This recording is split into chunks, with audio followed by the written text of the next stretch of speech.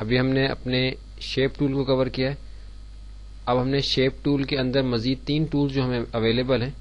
Shape tool کے icon کو جب میں اپنے ماؤس کے لیفٹ بٹن سے پریس کر کے رکھتا ہوں تو یہ 3 مزید ٹولز ہمارے پاس یہاں اپیئر ہوتے ہیں. اس میں سے ایک نائف ٹول ہے, ایک ہمارا اریزر ٹول ہے اور ایک فری ٹرانسفارم ٹول ہے. یہ کس طریقے سے کام کرتے ہیں ابھی اس مووی کے اندر ہم نے ان 3 ٹولز کو سمجھنا ہے. اس کے لیے میں اپنے اسٹیج کو تھوڑا سا زوم آؤٹ کر لیتا ہوں. F3 کے ذریعے سے میں ایک سٹیپ زوم آؤٹ ہوں. F2 سے میں نے زوم ٹول سلیکٹ کیا ہے اور میں دوبارہ سے اپنے اسٹیج پہ آ گیا ہوں. ابھی دیکھیے کہ آپ کے کورس آؤٹ لائن کے جو نوٹس آپ کے پاس ہیں اس میں آپ کو نائف ٹول کے ساتھ تھوڑی سی ڈیفینیشن اس کی ایک لائن میں لکھی ہوئی نظر آ رہی ہے بریکٹس کے اندر. Work from edge to edge of same object. Work from edge to edge of same object یعنی ایک ہی آبجیکٹ کی ایک ایج سے دوسری ایج تک یہ کٹنگ کا کام کرتی ہے. یہ نائف ٹول, ہماری نائف ٹول کے بارے میں ہم بات کریں. اس کو سمجھنے کے لیے میں یہاں ایک شیپ, سمپل شیپ, ایک سرکل ڈرا کر لیتا ہوں. پہلے میں نے ایک اسکوائر بنایا تھا.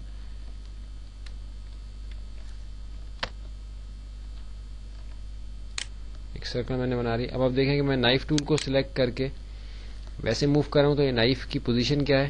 اب دیکھیے کہ سرکل کے سٹارٹنگ پوائنٹ پہ میں آیا تو آپ دیکھیے کہ نائف کی شیپ ایک دم سے چینج ہو جاتی ہے. یہ ایسے جیسے اسٹریس ڈال لیتی ہے اس جگہ پہ پوزیشن لے لیتی ہے. اور اس پوائنٹ پہ جب میں ماؤس کے لیفٹ بٹن کو پریس کرتا ہوں تو یہاں سے یہ سلیکشن لینا شروع کرتا ہے اپنے اس ایریا کا جو اس نے کٹ کرنا ہے. آپ دیکھیے کہ میں اسکرین میں ماؤس کے ذریعے سے موو کر رہا ہوں اور کرتے ہوئے جب میں کسی بھی دوسرے کارنر پہ, دوسرے اینڈ پہ اس سرکل کے آؤں گا تو آپ دیکھیے کہ نائف میری پھر سے اس نے پوزیشن چینج کی اور کٹنگ جو ہے وہ کمپلیٹ کر دی. اب کس طریقے سے اس نے کٹ کیا ہے اس شیپ کو, یہ شیپ انفیکٹ 2 حصوں میں ڈیوائڈ ہو گئی ہے. نائف ٹول کو ایک ایج سے دوسری ایج تک موو کرنے سے یہ شیپ ہماری 2 حصوں میں تقسیم ہو گئی ہے. اب دیکھیے کہ اس حصے کو ہم الگ سے موو کر سکتے ہیں اور اس حصے کو ہم الگ سے موو کر سکتے ہیں.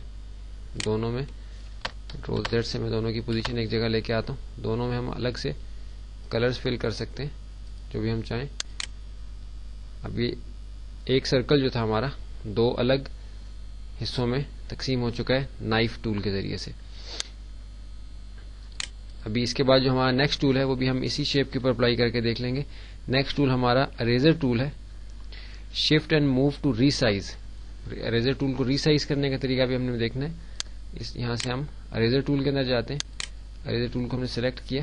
اب دیکھ رہے ہیں کہ اریزر ٹول کے اسٹروک کا سائز ہمیں یہاں سے نظر آ رہا ہے کہ ہم یہاں سے بھی اس کو چینج کر سکتے ہیں. دوسرا طریقہ اس کو چینج کرنے کا یہ ہے کہ آپ شفٹ کو پریس کر کے ماؤس کے لیفٹ بٹن کو بھی پریس کر کے آپ اپنے کرسر کو موو کرتے ہیں تو یہ آپ کا اریزر ٹول جو ہے وہ اس کا اسٹروک ریسائز ہوتا ہے. یعنی آپ بڑے ایریا میں اریز کرنا چاہتے ہیں یا چھوٹے ایریا میں.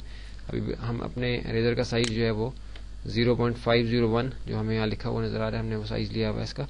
ابھی دیکھیے کہ اریزر ٹول کے ذریعے سے میں اس شیپ کے کسی حصے کو اریز کر سکتا ہوں جس سے کہ ایک نئی شیپ جو ہے وہ سامنے آ جائے گی. بالفرض میں اس شیپ کے اس کارنر پہ جا کے کلک کرتا ہوں تو آپ دیکھیے کہ اس نے اس حصے کو اریز کر دیا. کیونکہ سلیکشن اوپر والے ایریا کے لیے ہوئی ہے تو اس لیے اوپر والا ایریا پراپرلی اریز ہوا ہے اور نیچے والا ایریا اریز نہیں ہوا. اسی طرح میں نچلے حصے کو سلیکٹ کر کے اریزر ٹول کے ساتھ اس کے کسی بھی ایریا کو, آپ دیکھیے کہ میں نے یہ حصہ اس کا پرماننٹلی اریز کر دیا. اس شیپ کا یہ حصہ اریز ہو گیا. اوپر والا حصہ اریز ہوا تھا اس شیپ کا جب یہ سلیکٹڈ تھی, نیچے والا اریز نہیں ہوا تھا کیونکہ یہ ایریا سلیکٹڈ نہیں تھا. اب یہ دونوں جو حصے ہیں اس سرکل کے کیونکہ ایک الگ آبجیکٹ کے طور پہ ریڈ ہو رہے ہیں, اس لیے کسی بھی ایریا کو اریز کرنے سے پہلے اس کو ہمیں سلیکٹ کرنا ہے اور اس کے بعد ہم نے اپنا اریزر ٹول اس پہ اپلائی کر رہے ہیں اس حصے کو اریز کرنے کے لیے. اس کے بعد ہمارا تیسرا ٹول جو ہے وہ فری ٹرانسفارم ٹول ہے. یہ عام طور پہ استعمال نہیں ہوتا, بہت کم استعمال ہوتا ہے. اس کی وجہ یہ ہے کہ ہمارے پاس پک ٹول کے ذریعے سے ہی ٹرانسفارم کرنے کی, ریسائز اس کو ریشیپ روٹیٹ کرنے کی, ریسائز کرنے کی اور ریپوزیشن کرنے کی آپشنز آ جاتی ہیں. تو اس لیے ہم اپنے اس فری ٹرانسفارم ٹول کو بھی استعمال کر کے دیکھ لیتے ہیں کہ کس طریقے سے کام کرتا ہے. اب دیکھیے کہ یہ آبجیکٹ ہم نے سلیکٹ کیا ہوا ہے اب ٹرانسفارم ٹول کو لینے کے بعد بھی ہمارے پاس سب آپشنز کچھ آ جاتی ہیں کہ کس طریقے سے ہم اس کو ٹرانسفارم کرنا چاہتے ہیں.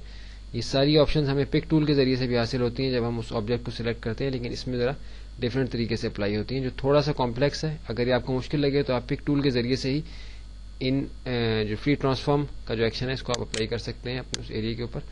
اب دیکھیے کہ ایک لائن یہاں اپیئر ہوئی ہے اور اس لائن کے ساتھ میں اپنے اس حصے کو روٹیٹ کر سکتا ہوں.